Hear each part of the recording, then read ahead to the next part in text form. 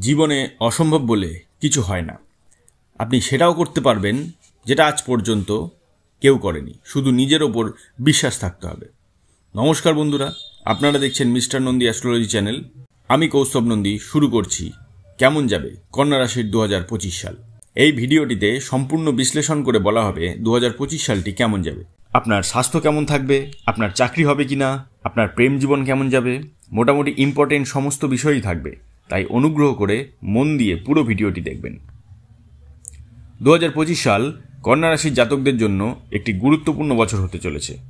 এই বছর সঠিক পরিকল্পনা এবং পরিশ্রম আপনাকে সাফল্যের পথে এগিয়ে নিয়ে যাবে। এবার কন্যা রাশির জীবনে কি কি পরিবর্তন আসতে পারে তা আমরা বিশ্লেষণ করব। 2025 সাল কন্যা রাশির জাতকদের জন্য মোটামুটি ভালোই থাকবে স্বাস্থ্যের দিকে। তবে বছরের শুরুতে মানসিক চাপ এবং কাজের চাপের কারণে ক্লান্তি অনুভব করতে পারেন। নিয়মিত যোগব্যায়াম এবং মেডিটেশন আপনাকে মানসিক শান্তি এনে দেবে। জুলাই থেকে সেপ্টেম্বরের মধ্যে পেটের সমস্যা এবং হজমজনিত সমস্যার সম্ভাবনা রয়েছে, তাই খাবারের ব্যাপারে সচেতন থাকুন। যারা দীর্ঘদিন ধরে কোনো শারীরিক সমস্যায় ভুগছেন তাদের জন্য বছরের শেষের দিকে উন্নতি দেখা যেতে পারে। শিক্ষার্থীদের জন্য 2025 সালটি একটি গুরুত্বপূর্ণ বছর হতে পারে। বছরের প্রথম দিকে কঠোর পরিশ্রমের মাধ্যমে ভালো ফল অর্জিত হবে। উচ্চশিক্ষার জন্য যারা প্রস্তুতি নিচ্ছেন তাদের জন্য সময়টি বিশেষভাবে শুভ। এপ্রিল এবং আগস্ট মাসে পরীক্ষার প্রস্তুতির জন্য মনোযোগ বাড়াতে হবে। যারা গবেষণার কাজে নিযুক্ত তারা নতুন সুযোগ এবং সাফল্য পেতে পারেন।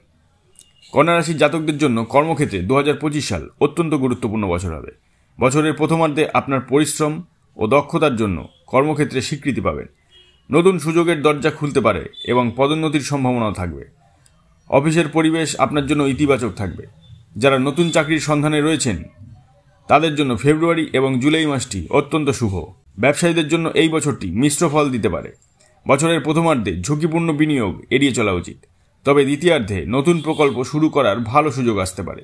এইভাবেই আরও জানতে চ্যানেলটি সাবস্ক্রাইব করে বেল নোটিফিকেশনটি প্রেস করে দিন এবং লাইক, কমেন্ট ও শেয়ার করতে ভুলবেন না। 2025 সালে কন্যা রাশির জাতকদের আর্থিক দিক মোটামুটি ভালো থাকবে। বছরের প্রথম দিকে অপ্রত্যাশিত কিছু ব্যয়ের সম্ভাবনা রয়েছে, তবে মার্চ থেকে অর্থের প্রবাহ স্বাভাবিক হবে।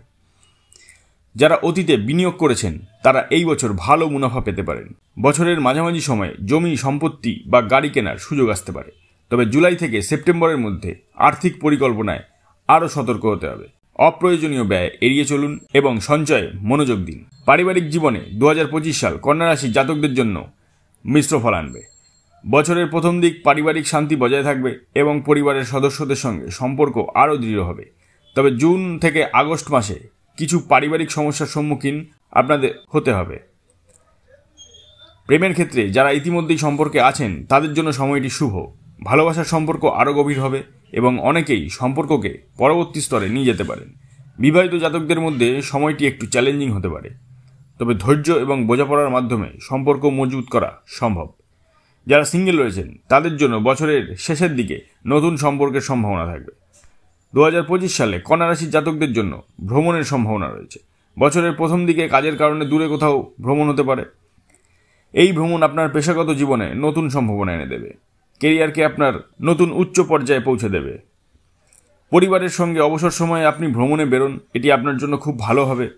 আপনার মানসিক ক্লান্তি দূর করবে এবং নতুন অভিজ্ঞতা দেবে।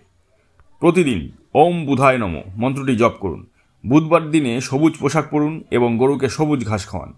কর্মক্ষেত্রে এবং সম্পর্কের ক্ষেত্রে ধৈর্য ধরে সিদ্ধান্ত নিন।